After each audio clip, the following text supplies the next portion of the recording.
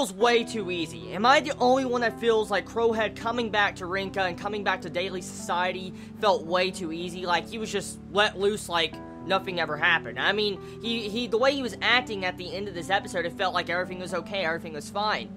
Am I the only one that feels like something else is going on here? Because the professor has a power to manipulate someone's mind and give them hallucinations, so what's stopping him from putting in false memories and stuff and probably making Crowhead a puppet for him? That could be possible, I don't know, because Crowhead was acting way too casual, nice, like he hasn't been locked up for months. He was just acting like everything was fine, and that felt very awkward and weird to me, because if that really is how he's acting and he's not being controlled or something, what the fuck? I'm just gonna say that right now, because he just acted way too calm.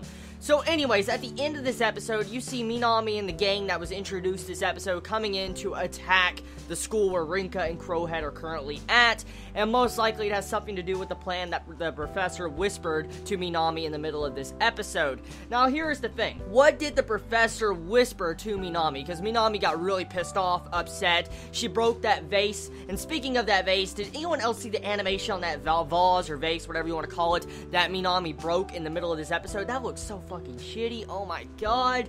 What was with the animation on that? It looked like freaking paper. Go look at that scene again, look at that vase or vase, and you will see what I'm talking about.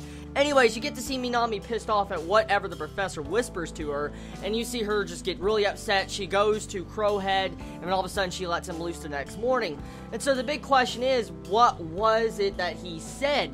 And also, is Crowhead going to die? As I said in my last review, Crowhead technically was not shown at the beginning of the series. On the first episode that supposedly was taking place at the climax of a major arc, most likely the ending of the series, I did not recall seeing Crowhead at all through that first episode. And so it makes me believe that maybe Crowhead dies in this event that's coming up. Maybe Minami is going to be killing him, I don't know. Maybe, you know, Crowhead's going to do something stupid and die, I have no idea. But I'm getting the feeling that Crowhead is going to die.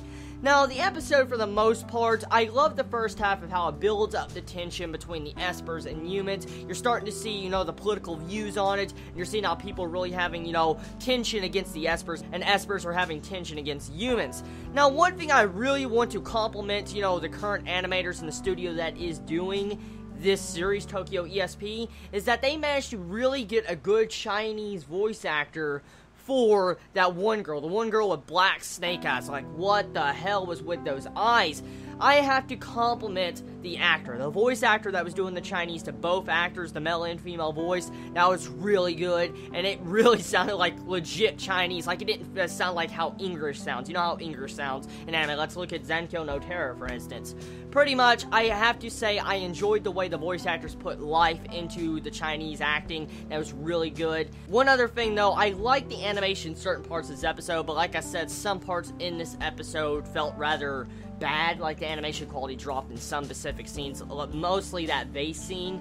Now, I enjoyed the episode. It was a good episode for the most part. I enjoyed it from start to finish, and honestly, I mean, we're seeing a little bit of progression between the characters. We're seeing, you know, some shipping boats starting to form, like Murasaki, and we're seeing, you know, Ayumu, you know, forming a little shipping boat.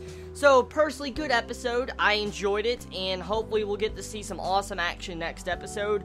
Hopefully Crowhead does not die, because I feel like Crowhead will die, because, I mean, Minami is pissed about something, and the only thing she seems to care about so far from what I've seen is Crowhead. So, anything can happen. Tell me your thoughts, everybody. I love all of you so much. One last thing before I end this review, what do you think about the penguin god, Peggy? Do you enjoy him? Did you hate him? What'd you feel about him? I mean, he's so awkward the way he pops out of nowhere. Like, he was in Rinka's bag at the end of this episode. It's like, that looks so freaking funny the way he acted. So, if I saw a flying penguin, I'd be probably fucking scared. I mean, it's kind of weird how nobody is noticing that penguin. You'd think a bunch of people that are around Rinka would notice a penguin that could fucking fly. I mean, it would seem like a very different occurrence. Like, it's not something you see constantly. So anyways, I want to end the review here. You all have a wonderful day or night wherever you live. Please be safe. Chibi out.